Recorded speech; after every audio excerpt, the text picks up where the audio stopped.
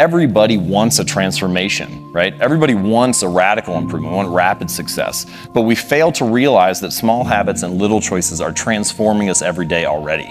That these times when you make a choice that is slightly better, slightly worse, a little mistake or a small error, 1% better or 1% worse, that these things compound over time. And habits are the compound interest of self-improvement. What could you do to improve yourself? Well, let's step one step backwards. The first question might be, why should you even bother improving yourself? And I think the answer to that is something like, so you don't suffer any more stupidly than you have to. And maybe so others don't have to either. It's something like that. You know, like there's a real injunction at the bottom of it. It's not some casual self-help doctrine. It's that if you don't organize yourself properly, you'll pay for it, and in a big way, and so will the people around you. And you could say, well, I don't care about that, but that's actually not true. You actually do care about that, because if you're in pain, you will care about it. I mean, it's tough. And so this is why it's so important that we really have a clear vision so that you know where to go, and that wherever it is, if it is to become a great auto mechanic, or if it is to become a great teacher, or politician, or a high-tech engineer, whatever it is, but have a vision, and then you go after that and you shoot for it, because now every step of the way is going to be great. Good habits make time your ally. Bad habits make time your enemy. You want to put more steps between you and the bad behaviors and fewer steps between you and the good behaviors. And it is far easier to stick to good habits if you are living in an environment that is inclined to push you in that direction. You don't rise to the level of your goals, you fall to the level of your systems. And so it's actually your habits that kind of create that baseline. If you make your bed every morning, you will have accomplished the first task of the day. It will give you a small sense of pride, and it will encourage you to do another task, and another, and another. And by the end of the day, that one task completed will have turned into many tasks completed. Making your bed will also reinforce the fact that the little things in life matter. If you can't do the little things right, you'll never be able to do the big things right. And if by chance you have a miserable day, you will come home to a bed that is made, that you made. And a made bed gives you encouragement that tomorrow will be better. So if you want to change the world, start off by making your bed. You can do this in a room. It's quite fun to do it just when you're sitting in a room, like a room, maybe your bedroom. You can sit there and just sort of meditate on it and think, okay, if I wanted to spend 10 minutes making this room better, what would I have to do? And you have to ask yourself that, right? It's not a command, it's like a genuine question.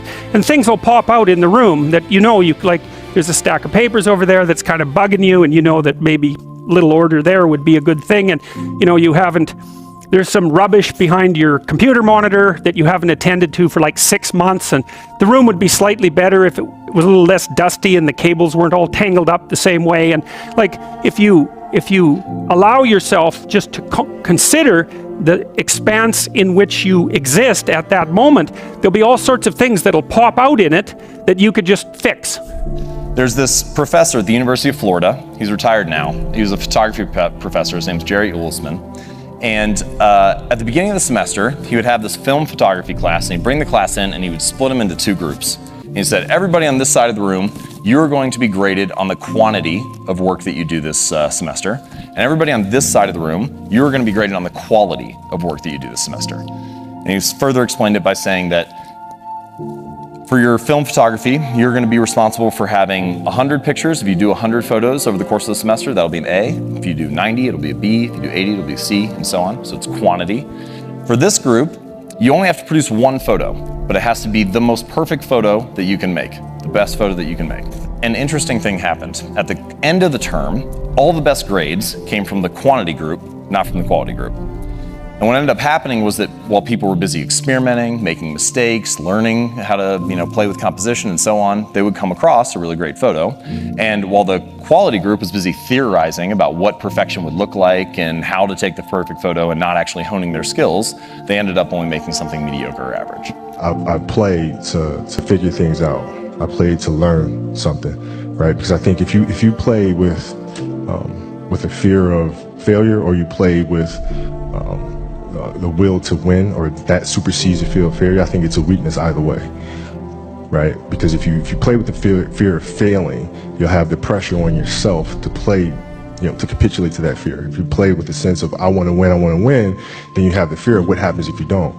But if you find common ground in the middle, in the center, then it doesn't matter. You're unfazed by either, right? And that enables you to really just stay in the moment, stay connected to it, and not feel anything other than what's in front of you. So I try to just be dead center. Whatever you're doing at that moment is what you're doing at that moment. It's like that's where the obsessiveness is having attention to detail for the action that you are performing at the time you're performing it. And if you can have that kind of focus, you can't help but to have a certain level of obsession or attention to detail. And you can start to think of it, the way that I like to think of it is that any outcome that you wish to achieve is just a point along the spectrum of repetitions. So if you have few reps to more reps, and you can imagine an easy goal, a moderate goal, a hard goal, the more reps that you put in, the more likely you are to achieve that goal. So maybe point A is, let's take fitness, squatting 100 pounds. Point B is squatting 200. Point C is squatting 300. Maybe you need to put in 100 reps or 1,000 reps to get to point A. Maybe it's 5,000 to get to point B. Maybe it's 10,000 to get to point C. It's a very interesting thing to do. I like the idea of the room because you can do that at the drop of a hat. You go back to where you live and sit down and think, okay, I'm going to make this place better for half an hour. What should I do? And you have to ask, and things will just pop up like mad. And it's partly because your mind is a very strange thing. As soon as you give it a name, a genuine aim, it'll reconfigure the world in keeping with that aim. That's actually how you see to begin with. And so if you set it a task, especially, you have to be genuine about it, which is why you have to bring your thoughts and emotions together, and then you have to get them in your body so you're acting consistently. You have to be genuine about the aim. But once you aim, the world will reconfigure itself around that aim, which is very strange. Hey man, if things aren't laying themselves out in front of you, the way that is necessary for you to live a full and engaged life and not be cynical and bitter and twisted and cruel and vengeful and disappointed and all of that, it's just possible that you're not aiming at the right thing. And man, that is a question worth asking. Every outcome is just a point along the spectrum. And this brings us to an interesting point, which is that if getting your reps in is incredibly important, then that means learning how to start is incredibly important. I want to give you a little strategy for doing that. I like to call it the 2-minute rule. Now, this is adapted. So David Allen has a 2-minute rule for productivity. And his rule is that if it takes 2 minutes, just do it now. So like throwing in the laundry or washing a dish or calling somebody back, if it takes 2 minutes or less, just do it right away. Don't plan it, don't wait, just do it now. And, I might say, well, if you were coming to see me for psychotherapy, the easiest thing for us to do first would just be to get you to organize your room. You think, well, is that psychotherapy? And the answer is, well, it depends on how you conceive the limits of your being. And I would say, start where you can start. If something announces itself to you, which is a strange way of thinking about it, as in need of repair, that you could repair, then, hey, fix it. You fix 100 things like that, your life will be a lot different. We put some of the valuable things on the high shelf, so you can't get to them until you qualify. If you want the things on the higher shelf, you've got to stand on the books you read. Every book you read, you get to stand a little higher so you can get the things on the higher shelf. See, I learned those concepts. It was so incredible. And here was the most important one. Success is something you attract by the person you become. See, that phrase changed my life. Success is something you attract by the person you become. Now, I often tell people too, fix the things you repeat every day, because people tend to think of those as trivial, right? You get up, you brush your teeth, you have your breakfast, you have your routines that you go through every day.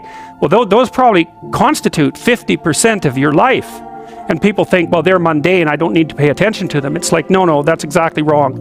The things you do every day, those are the most important things you do. Hands down. All you have to do is do the arithmetic. Each little habit is like a little atom in the overall routine of your day. You put them all together and you end up with your lifestyle or your daily routine.